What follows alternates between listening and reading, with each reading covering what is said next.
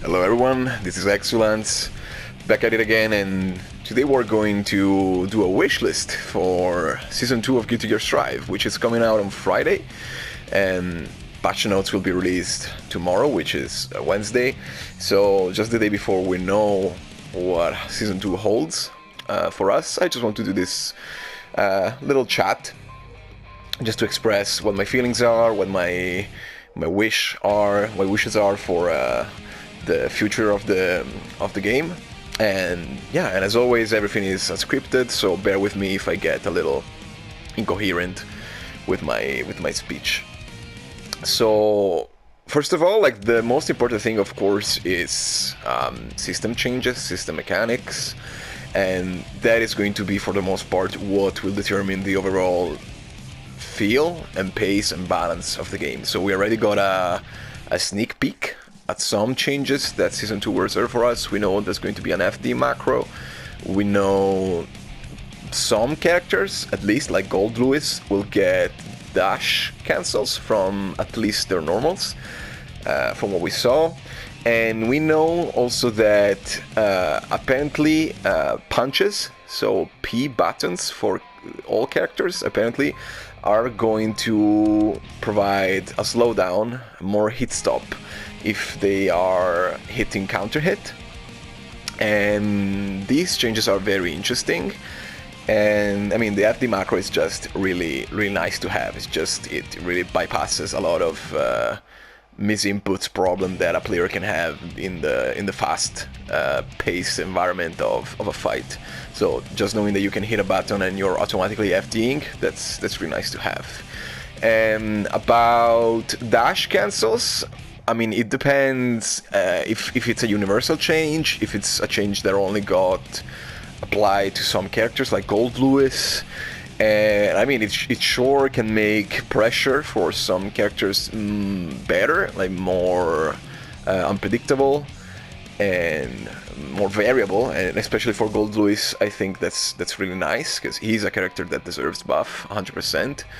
And about the buff to P normals, I don't know. I feel like, I mean, it must be a universal change, and it will benefit a lot all characters, and I feel this kind of like raises the overall power level and like damage potential and combo potential and corner carry for all characters. And now, like, P buttons have more utility, right? Because so far P buttons are basically for Abare or just mashing out of pressure, or in some cases like Nago, he has a really good anti-air 5P. And now, like, no, they got this further application of frame trapping or catching people with a counter hit, and from there you can begin a combo and potentially you can get a knockdown, which is really nice because a lot of characters cannot really get quite consistent knockdowns or advantage, especially mid-screen.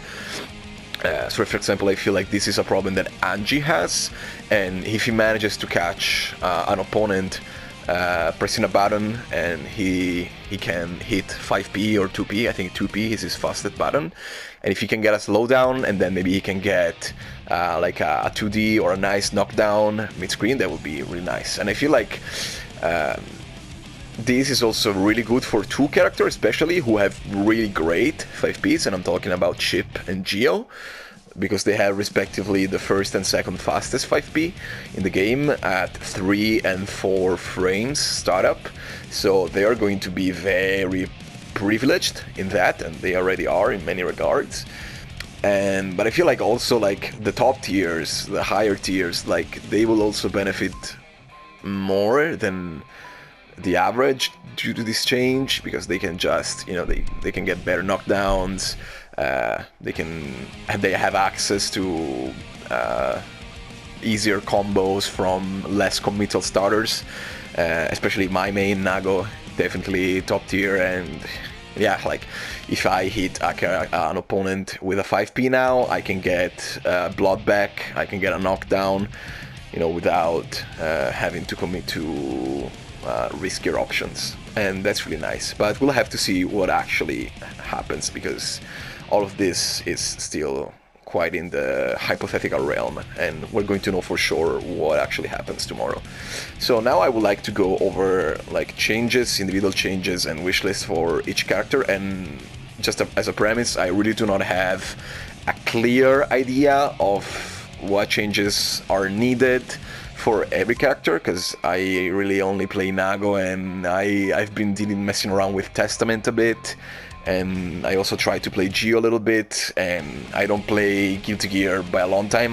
I am not an expert in any regard, but you know, I'll just speak my mind, and hopefully you guys in the comment can let me know what you think and what your opinions are and what your wish lists are, so we can get started like that. And I like to go over the characters which I feel absolutely the most clueless about, which are like, for example, Jacko, which I really have no interest in learning her. I mean, she's a cool character, and you can get really creative with her pressure and her tricks using the minions, the servants, but I really have no idea. I mean, she's a lower tier character for sure, so I hope she gets buffed. And something that I heard about her, and then that I feel it makes sense, because she's a resource character and she has to manage a bar to summon her minions and do things with them. So maybe what could be done with her would be to let her start the match with a full bar, because she starts the match with her gauge empty, and she has to build it before she can start summoning minions and doing her things. So maybe if she was given like full meter, you know, full gasoline right from the start of the match, this would be great for her, and she could be more aggressive, and she could just play pressure right away, you know, and she will not have to be passive in the first instances, in the first moments of the match, in order to build that bar. So that is really the only thing I can think of, and I really do not know what her problems are and what her fatal flaws are. I have no idea. So if you guys are Jacko mains, or if you have some sort of solid understanding of what Jacko needs, please go ahead and let me know in the comments, because I would actually love to hear an opinion about an informed opinion about Jacko. And yeah, I mean, the only thing I can say is, yeah, just give her full meter from the start of the match. And my opinion really cannot go farther than that, because I just don't know. And then who else? I'm quite clueless about, for example, Gold Lewis. So we know that he's getting dash cancels from at least one of his normals, which is really nice. And we will have to see. I mean, I think the part of gameplay where Gold Lewis struggles the most is neutral, because he's really slow. He has a slow run. Like, he is Behemoth Typhoon, the character, which is low, and I think he's really good at approaching from the air. He has really good air-to-air and air-to-ground normals and approaches, and he can really get crazy with that. And he can even do Behemoth Typhoon in the air, which covers like a huge portion of the screen beneath him, has his jumping forward, which can be very tricky to anti-air sometimes. So I feel like to boost his neutral, I really don't know, guys. I've been thinking, like, would it be reasonable to like let him do Behemoth Typhoon like while he's dashing forward, while he's running? So like you just reinforce this concept of like a freight train that Gold Lewis is, and you know, maybe if you do like one of the Behemoth Typhoons that positions like a big hitbox in front of you as you're moving, like you get this like rhinoceros like charging at you, which could basically reasonably make him scarier in neutral, and make dealing with his approaches and get-ins in neutral a little bit more problematic, which would be nice for him. And apart from that, I really don't know. I feel like if Gold Lewis gets reasonably good in neutral, he's going to be super fine as a character, because he is super scary to block against. Like, once Gold Lewis gets in, like, is super scary. His winning condition is basically to have the opponent blocking, because like he doesn't really care if he's hitting you or not, because just by doing guard crushes, chain guard crushes with Behemoth Typhoons, he chips you to death, and his Behemoth Typhoons deal so much chip damage. And on top of that, if you do not FD him, you're just going to be stuck in the corner, like just getting guard crashed and like just seeing your health bar melt away chunk by chunk, even if you're blocking. So the fact that you are required, like you're basically obligated to use FDing against him if you want to get out of his pressure, it's a big deal for him, because he forces you to burn meter. And that means that, you know, you're locked out of Roman cancels, you're locked out of supers, reversals, and that is a huge deal. So I feel like his pressure is really scary, and some of his buttons are really good. Like he has plus on block 5Ps and 2Ps, if I'm not mistaken. But apart from that, I really don't know. Like I hear people saying his 6P is trash. I hear some other people saying no, his 6P is really good, so I really don't know. I just feel like if they gave him something in neutral, it would be really good. Like, yeah, let him do Behemoth Typhoons while running, and just turn him into a huge bull rushing at you. Also, like, I feel like maybe at higher level of his security gauge, his minigun could have faster startup, because like right now, if I play Nago, and if I see Gold Lewis trying to chip me from full screen with his minigun, I think it's called Skyfish, something like that. But I mean, it's Gatling. I can just do clone on reaction, and that gives me a free combo and a free get in. So I feel like at least at higher gauge of security levels, it could be reasonably buffed to be faster and less reactable.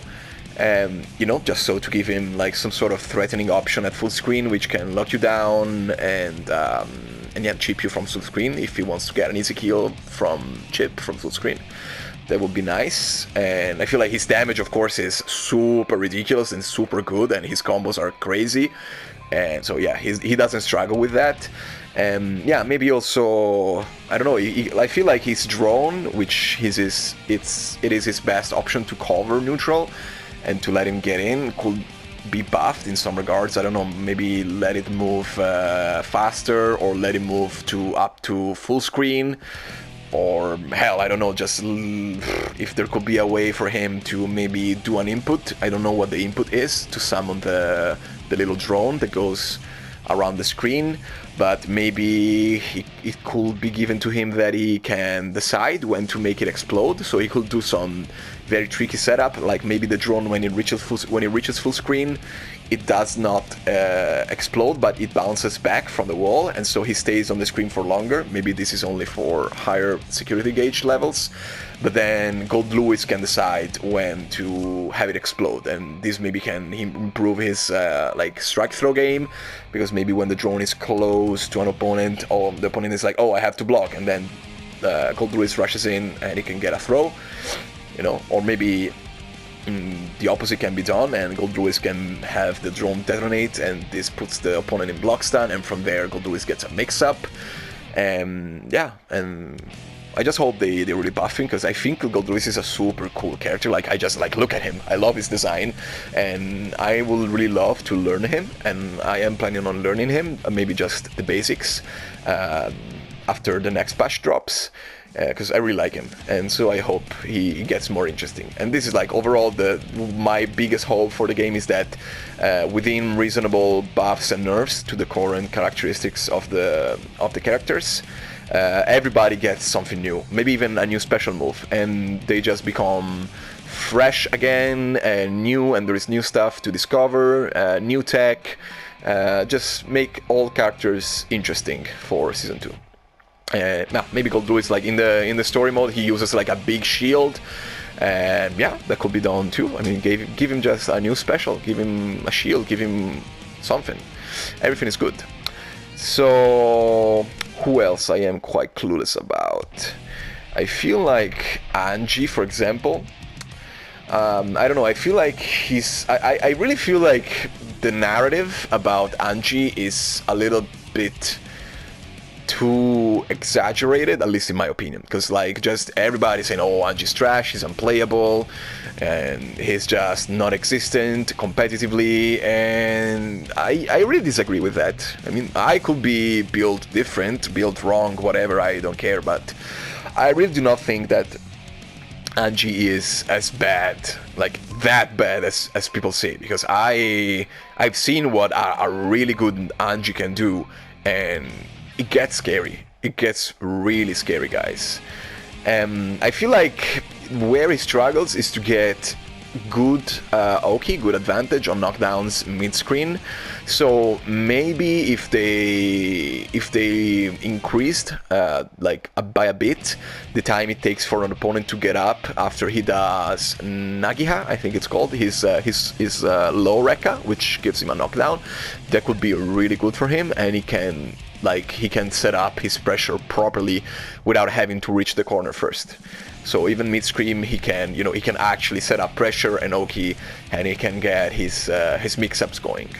And in neutral, I think his butterfly is low-key the exact same concept as Gold Lewis. Gold Lewis is a drone, and it kind of resembles also Ino's projectile, but not quite. And I don't know, maybe if they could give him like another, like a heavy version or something of the butterfly, which it can go full screen, it can cover space better for him. I think maybe that would be nice, because in the end, in neutral, what Anji can do is really just do spin or Kara cancel spin into like something else, like his Fujin, which reaches really far, by the way. So like Anji, I feel, is like he's dangerous to play neutral against, because like he can just start his Fujin and then cancel it immediately into Fujin, and that gives him a big counter hit. And Anji does huge damage, guys. He really deals huge damage, and he has great conversions with his Quo, I think it's called, his air spin, which gives him really good air conversions and air combos, and his damage is really, really insane when you think about it. Like, he's supposed to be a balance type, but he really strikes so hard. So yeah, maybe just giving something better in neutral, better mid-screen knockdowns, give him more advantage mid-screen with this low Rekka. And also something that I don't quite understand and that I would like for him to be buffed is his plus on block projectile, where he jumps in the air and shoots his fence at the opponent, and he's left plus. And he is plus technically, but the spacing at which he is left after shooting his fans, it really does not let him use those plus frames to his best potential. So I really don't understand why they chose to let him at such a great distance after being plus on block. So a buff that I would like for Anji to have is to be left closer to the opponent after he does his plus on block projectile. So he can land and he's close to the opponent, and then he can actually exploit those plus frames. Apart from that, I really don't think he needs anything else. If he gets better knockdowns and like some help in neutral a little bit, or outside of just doing spin into something or just spin, which can get a little repetitive, a little boring. I mean, it works, it is functional, but I feel like it could be reasonably given something else. And I really think there is not much else where he struggles with. I mean, I heard some people saying that his Rekkas are bad and that they should be made like unreactable or faster, but I mean, I think that his Rekkas are quite good still, like maybe low Rekka could be made less committal. Like I think it's -7, I think. So I really don't know. I should check. But if it is, I think it can be reasonably made safe on block. Like make it -5, and then yeah, if you're up against Geo, Soul, or Chip, yeah, I'm sorry for you, and good luck dealing with that combo. I hope you have the resources to get out. But yeah. And high Rekka, I think it is reasonable for it to be punishable on block, because it leads to huge damage, wall break. Yeah, maybe, I don't know, I feel like it's at a very sweet spot in speed-wise for startup, so I really don't care for high Rekka to be buffed. I think it's good where it's at. So those are my thoughts for Engie. Then who else? Baiken? Jeez, I really don't know. I tried Baiken when she came out, and I think she's such a cool design character. I really like her. I see a lot of people playing her very well, and it's not like she's definitely not low tier. I would say she's mid to like halfway between mid and high tier, maybe more mid than high tier. And playing her, I just get the feel that like her buttons are really somewhat clunky. Like their startup is not really slow. They don't have really a lot of startup frames, but I don't know, she just felt a little clunky, and I really don't know what could be given to her to make her more interesting. I really don't know. I know that she used to have so much more than she has right now in Exard, going for her, much more options, but I feel like she's a really good spot in balance, and I really don't think she needs much more. She needs buffs or nerfs. I think she's in a really good spot. Something that I feel like it's really easy to deal with about her is her when she delays her heavy Kabari and she passes through the opponent, and she side switches, she crosses up, and like I feel like it's very easy, like too easy to just grab her out of it. So maybe if she was given like a couple less recovery frames, so maybe that she could interact with she could play like a little bit more RPS with the opponent. Maybe if she were given enough recovery frames to backdash, because usually the strategy, if like you can do it so easily on reaction, if you see her crossing you up, you just grab her and you get a free knockdown. So maybe if she was given less recovery frames when she crosses you up, and she could backdash and she could set up some sort of RPS, because I feel like right now it's just really easy to just grab her out of it, you know, and she has this option which is good, but it's really, I feel it's too easy to react to it. So maybe if she could jump out of it, backdash out of it faster, it would be good for her. And apart from that, I really don't know, because I feel like her pressure is really good, especially when she gets the tether Kabari. Like she can do so many tricky things. Like when she has the tether out, she basically turns into Chip or Milia. She turns into a Vortex character, and I feel like her damage is like, she's not really like a damage character per se, unless she has Kabari, unless she has the tether out, in which case she can deal huge damage. I feel like the point of Baiken is that she just has the most consistent and least risky Okizeme in the game, because like whenever she gets a knockdown, she just does Tatami Gaishi, and she is safe from everything, and she gets plus frames, and she gets to just get started. And so like playing Baiken is really comfortable, I feel, for Oki and pressure, because you know that whatever happens, you have this super reliable option, which is Tatami Gaishi on knockdown on Oki, which covers everything and it gives you plus frame, and so you're good to go. So when Baiken gets a knockdown, yeah, she's basically Hakuna Matataing the match, because she just has no worries. But I really don't know, like I feel maybe she could be given like a little bit, just a little bit more damage mid-screen, just a tiny bit, but I like, it would be nice and it would be reasonable for her to have it, but I don't feel she really needs it. I feel like she's just really good. But I don't know.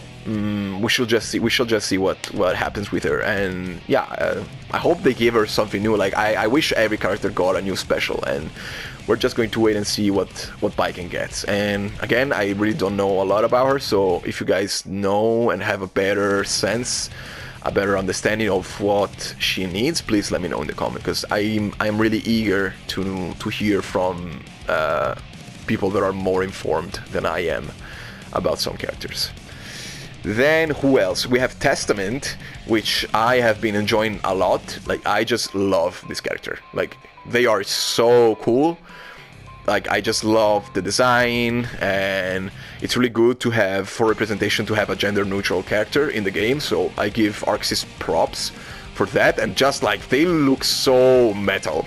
They look amazing. I just love like the skulls on the skulls on the belt, and they have a big scythe, and I just really adore the design of the character, and the fact that they have like a familiar like the crow is so cool to me, and I just love their like mix-up potential, like their set I think is so cool.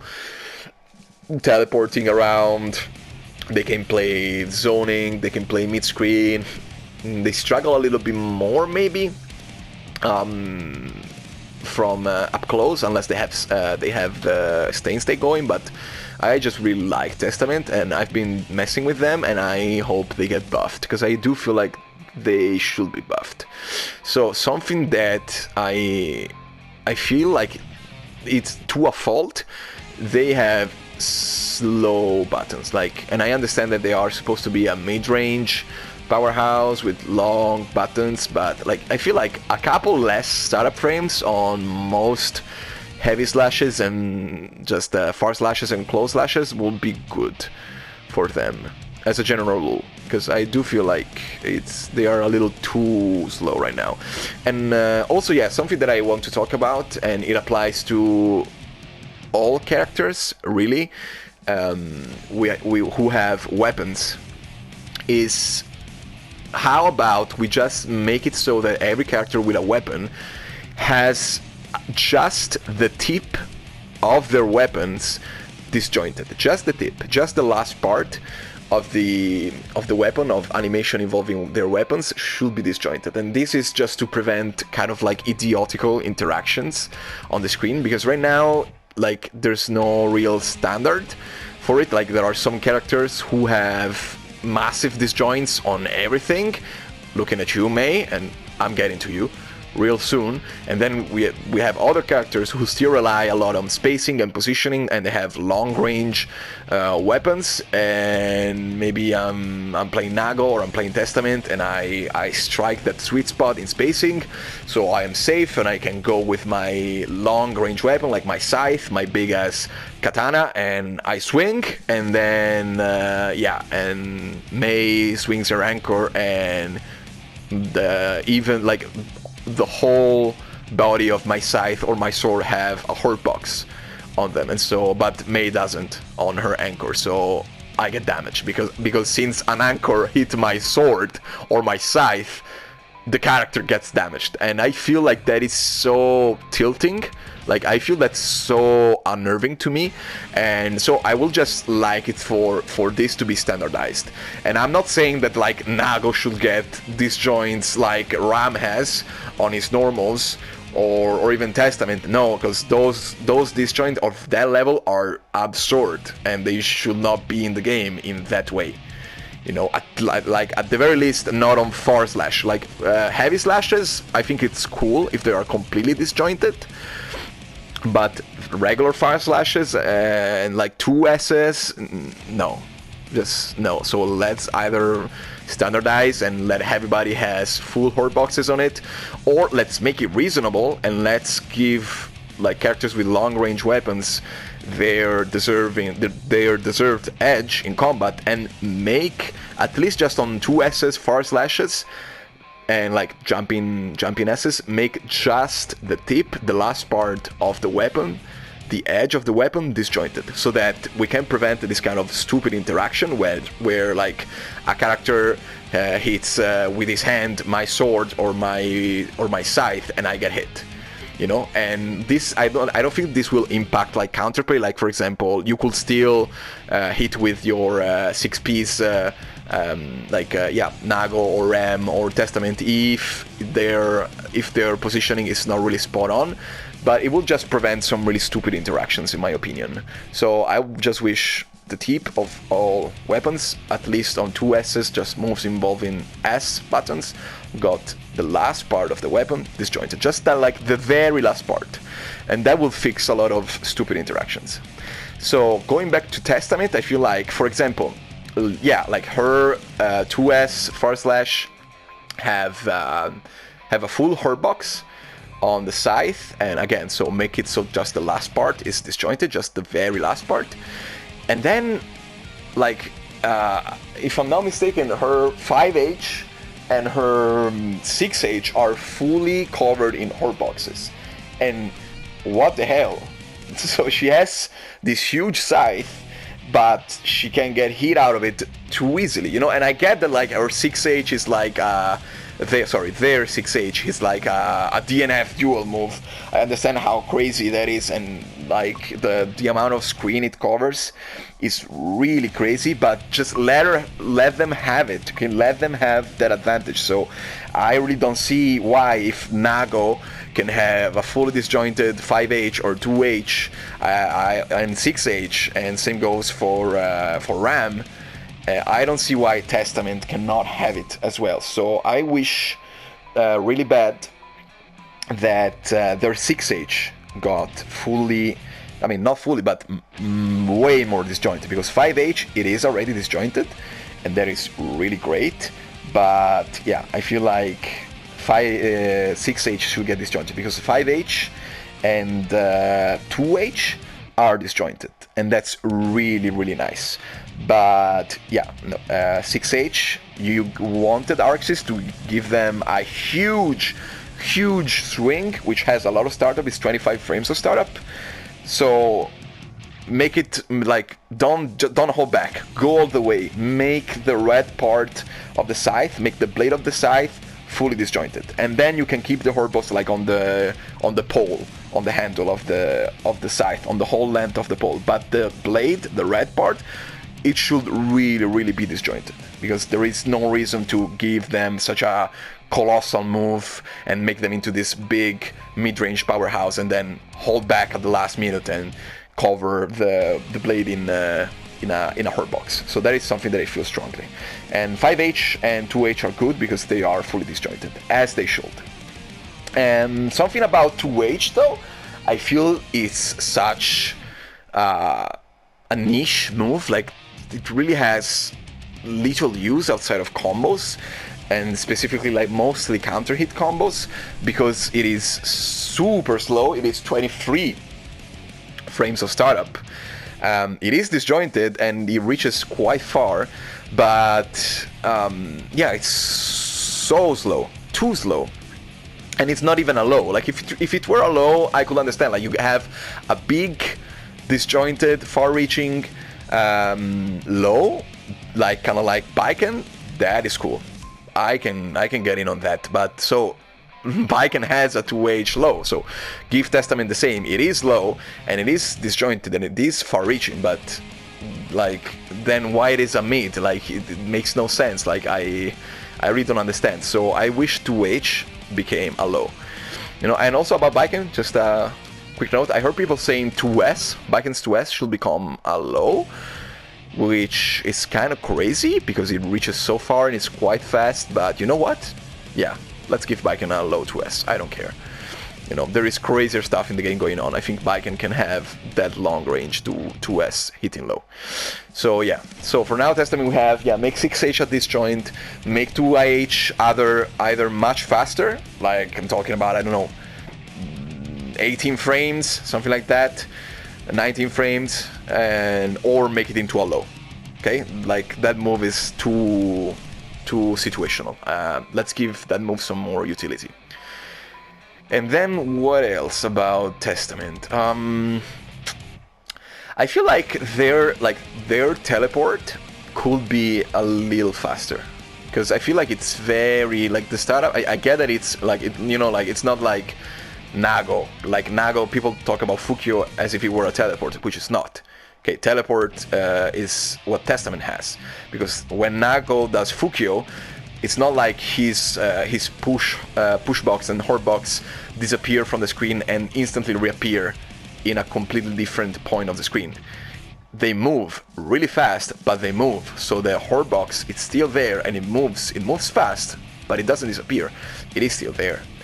What Testament has is a true teleport. So I understand that it should be, it should not be like instantaneous, but maybe like making it a tiny bit faster could really improve their mix-up game, their repositioning possibilities during a match. So yeah, I think that could be done. And about Feint teleport especially, I think this could be a hot take, but I don't really care. I think it could be reasonably made into a reversal, guys.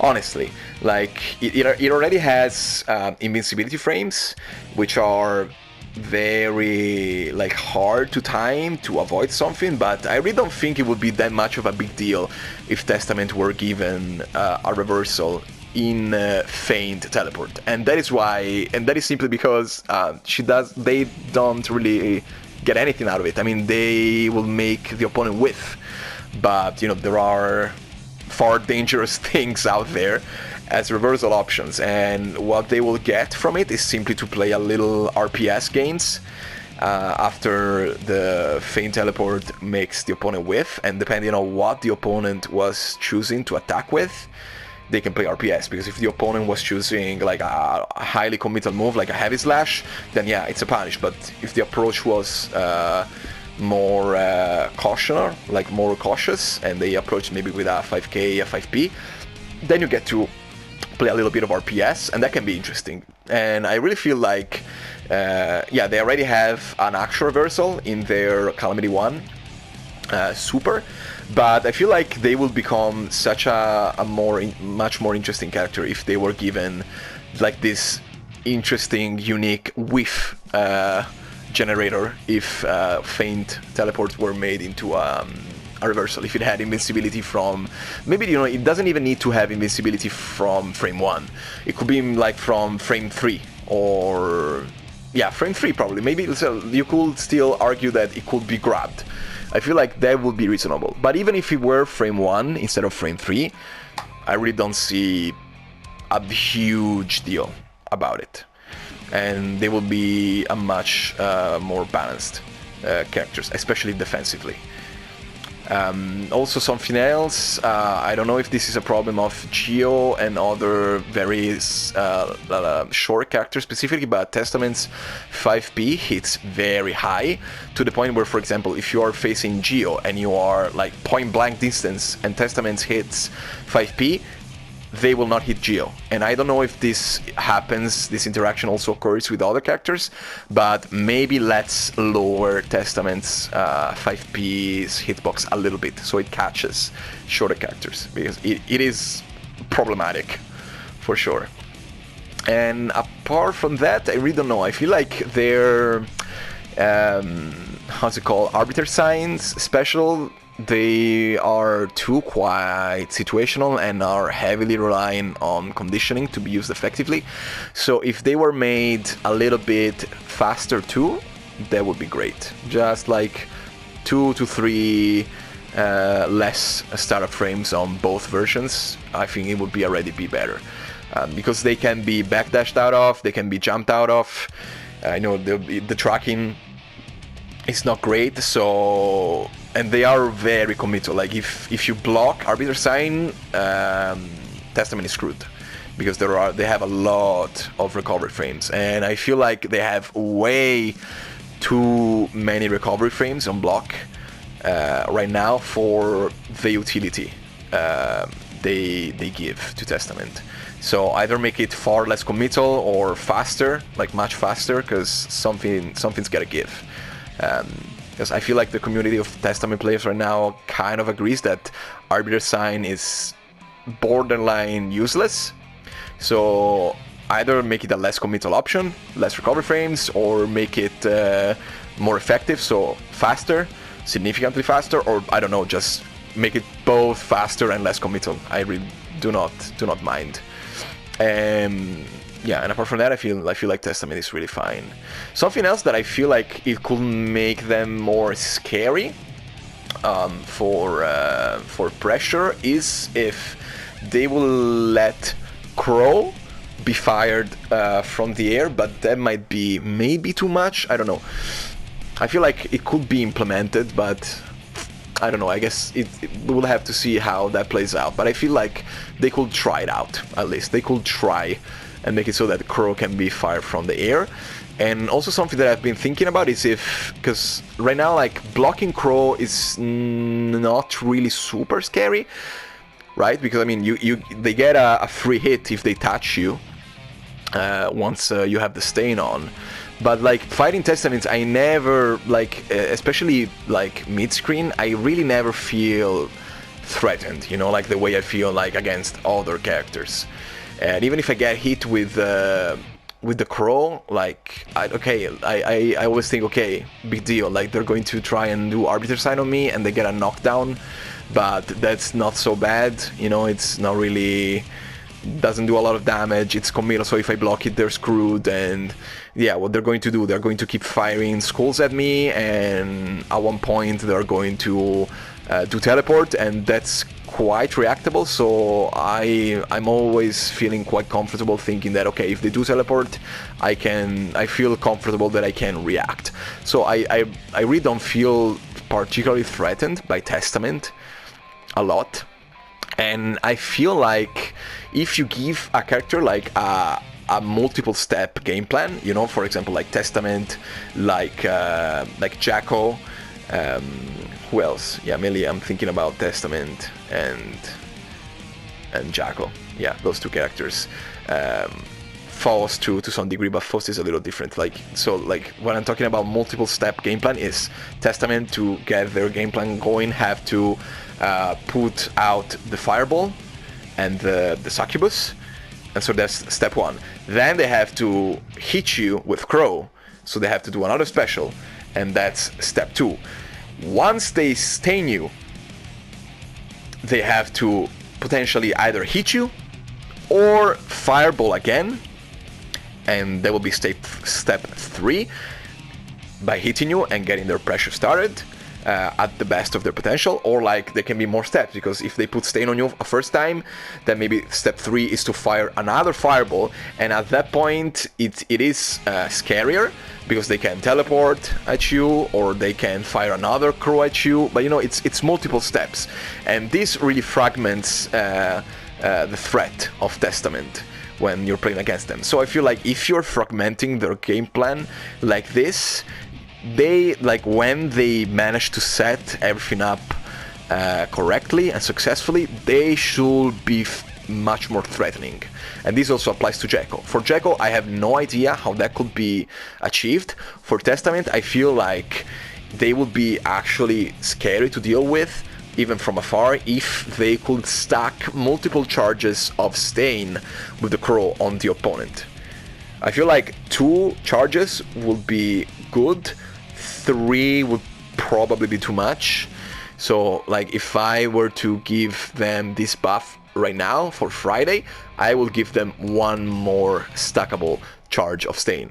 So what I'm proposing is Testament can hit the opponent with Crow 2 times, or like multiple times, as many times as they want, but they can stack up to 2 charges of stain state on the opponent at the same time, so that Testament can hit them, they can hit the opponent, at which point the opponent will pop the first charge of stain state, you know, but then Testament gets plus frames and they can try and go for a mix-up, in which case they get yet another charge of stain state popping, and they are still plus, you know. And this will actually make them scary, because being zoned out by Testament right now, I just feel it's not threatening enough, because they get 1 free pop, 1 free burst of stain state if they hit me, but you know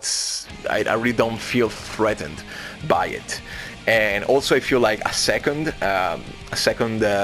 charge of Stain State will massively improve the utility of their teleport, because teleport can only be made plus after popping Stain State. So if they could be given more Stain States, more stacks of Stain State, combining that with teleport, they could teleport into plus frames with the first charge of Stain State, and then go for a mix-up from there. And this will actually make them scary to deal with their zoning, and you as an opponent will feel much more compelled. You will feel the urge to like rush them in, because they, at that point, if they get their game plan started, they are actually crazy scary, because they get 2 automatic bursts of block stun, which they can exploit by teleporting into and going for multiple mix-ups, like high, lows. They can retreat, reposition, disengage, teleport, whatever. And also they have crossing up JK, which is really useful for left-right mix. So that will be really, really cool in my opinion, and it will make Testament an actually scary character to deal with. Now, maybe with all the buffs that I've proposed for Testament, chances are they might become too strong, busted, but I'm down for it, honestly. And adjustments can be made farther down the road in Season 2. So I really don't think it will be a problem if they hyper buff Testament like this in Season 2. But we're just gonna wait to see what happens. And I will be happy like that. And whatever happens, I'm going to, for sure, devote more time to learning them in Season 2 after they get buffed, because I have no doubts they will get buffed, because I just really think they are so cool. Okay, I did a long monologue about Testament, so let's do somebody else. Like, yeah, Happy Chaos, like it's low-hanging fruits. Yeah, just nerf him into the ground. Like, this guy is ridiculous. Like, he has everything. Like, and he has like his signature thing, which is his zoning, and I mean, if they nerf it and remove guard crashes from his steady aim stance, I feel like that would be basically the end of his problematic approach from full screen, which as of now completely shuts down interaction for most of the cast. But also, Arxis kind of has to figure out what they want to do with him, because he's supposed to be a zoner, right? And as you can see on the left side, he's supposed to be at his best zoning you. Okay, so keep him a zoner, but he should not be so threatening at mid-range, and he should not be able to lock you down so well and so in such a scary way from up close. And that's the problem, because he's the best zoner in the game, and he is never at a disadvantage when he zones you from full screen with guard crash, because he can just, you know, do steady aim and he guard crashes you, and after he reloads his bullet, he's still plus, and he can be massively plus, like 10 frames and more in plus on block after doing steady aim shot into reload. He's vulnerable for a brief amount of time when he's focusing right now, and that's too much. Like, it is too hard to get in on him, and his zoning is too powerful. It shuts down interaction too much. So take away the guard crash, because like, to have something guard crashing from full screen like that, it's just really stupid. Or, I don't know, if you want to keep the guard crash, that's fine, but then he should be at a disadvantage when he's reloading. And he should definitely be more at a disadvantage when he's refocusing. Totally. So, I don't know, just keep the focus of the character on his zoning, because, like, I get that the game needs, like, more than one zoner, because Axel was the only one, and then we got Happy Chaos. But there is then no reason for Happy Chaos to have, like, every normal being disjointed at mid-range, because, like, you look at his 2S, at his, I think it's 6S, and even his far slash, I think, and his like, yeah, I think like all of his slashes move are like disjoints. And why? Like, why would you make a character that is supposed to be a zoner so like risk-free at mid-range? And again, it's not even like he is supposed to be a mid-range powerhouse. It's not like he has a sword or a weapon, which, as I have proposed, they should be a little bit disjointed, even on their S normals. He attacks with his bare hands, and he has the hitbox disjointed. When he pushes the opponent with both arms, with both hands, the hitbox is disjointed, and that is so stupid. I understand this is a video game and realism is not a thing, but like, am I wrong? I don't think I am, because I don't think it's that stupid to expect for hands. Like, if a character uses their raw hands as weapon, I don't think it is ridiculous or unrealistic to expect for those hands not to be disjointed. That's all I'm saying. And especially for him, who is supposed to be a zoner, there is even less reason for him to have disjoints on his mid-range buttons. That's all I'm saying. And then, yeah, even up close, his pressure is super scary because he can always fire a bullet and he gets plus frames. Yeah. So, I don't know, but I mean, the pressure from up close it's not really the problem, because at the end of the day, he can just do, like, he can fire 6 bullets, after which he should be, like, completely open, you know, kind of like Zato. Once he's done with his eddy meter, like, you can get in. But yeah, just the problem with him is that too good at mid-range and too good at full screen. Absolutely. And when he gets up close, yeah, mainly like he's really scary to deal with because he can always shoot.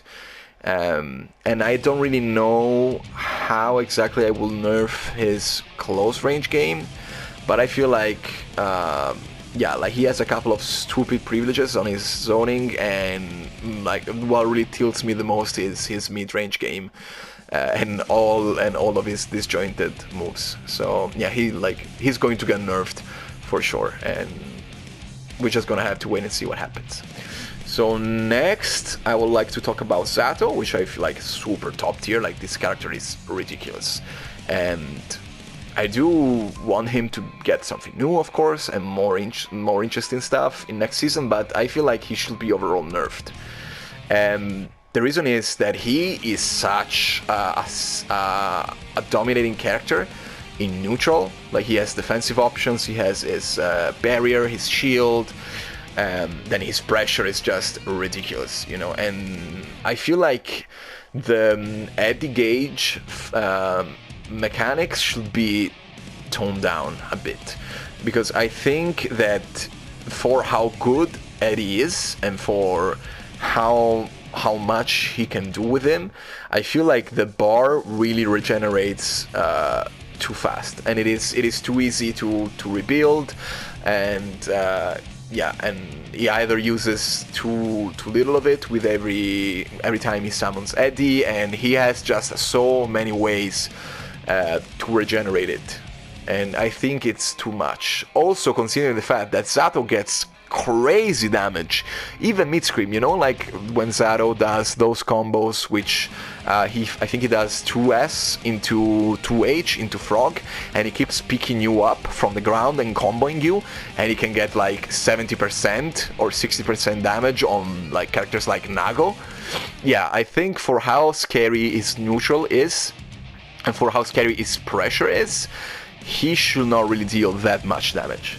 So if they tone down his damage, I think it would be better for the balance. And then, like, I feel like he has too many ways to rebuild his gauge, because he gets gauge back by unsummoning, and he gets gauge back by doing his grab, and he gets his gauge back by just doing his Sum Void super, and he doesn't even have to hit the opponent.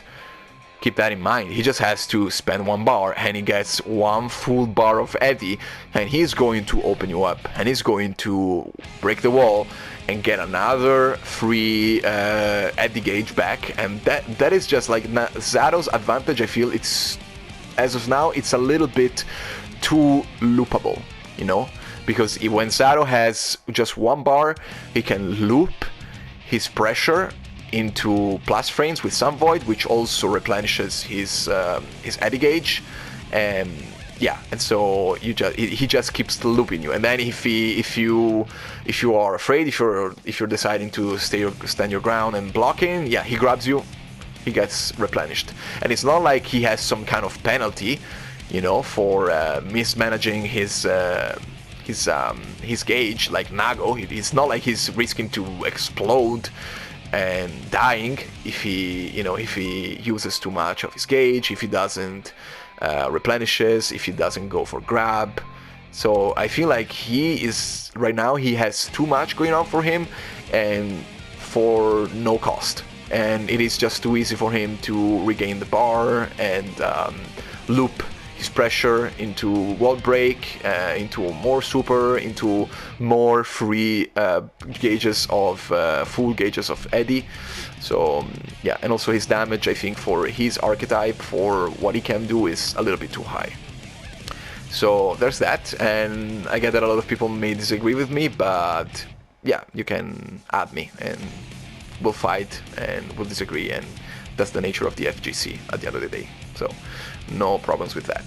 Somebody else that really tilts me is this one, Mei. Balance type. Yeah, right? Because like a baby girl with a giant anchor is the character with the highest damage output in the game for no reason. Like, it's not even like, okay, like if you make her into a balance type, if you write balance next to her and then you give her like stupid damage, like she can deal like 60-70% against Nago, against Potemkin, and that's just ridiculous. Like, even without counter hits, her damage output is just insane. And like, if you want to keep her damage arcs, that's fine by me, but take away this balance line of text here and replace that with power, and then like take something away from her, because like she is crazy mobile. Her jumps she jumps crazy high, and she has super good approaches with